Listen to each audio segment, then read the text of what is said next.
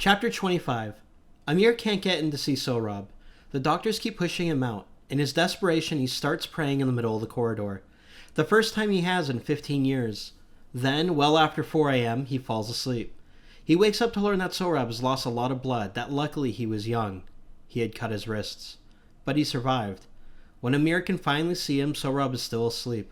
Amir stays with him until a nurse tells him he should get some rest. He sleeps on a couch and has a dream where he sees Mr. Andrews.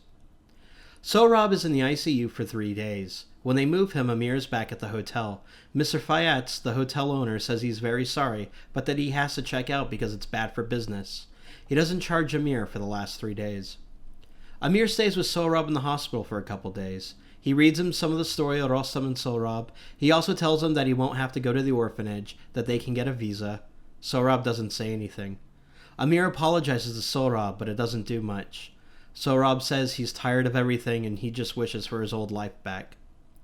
A week later, they fly to America. Soraya meets them at the airport and warmly greets Sohrab, but he doesn't react. They go home and she set up the house for him in his room. Sohrab goes to sleep with his Polaroid in his hand.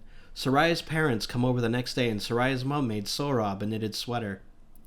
After Amir and the general talk about the Taliban in Afghanistan, they have dinner together and the general asks why he brought a Hazara boy back with him. Amir says that his father slept with his servant's wife and that Sohrab is his nephew, and he tells the general never to call him a Hazara boy again. As time wears on, Sohrab stays quiet. Soraya is a little hurt as a new reality sets in and Sohrab doesn't engage with anyone. Amir also feels the coldness in the house.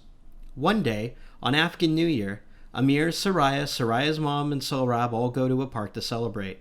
America had invaded Afghanistan a few months earlier, and with the UN setting up a new government, General Tahiri was recalled to Afghanistan. At the park, they see a kite seller and people flying kites. Amir runs up and buys one. Amir brings it over to Sohrab and talks about Hassan, how he was the best kite runner, how he'd be able to tell the wind by kicking sand, how he always just knew where the kite would go.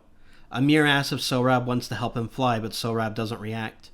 Amir launches the kite on his own, but then Sohrab is standing next to him and Amir lets him fly.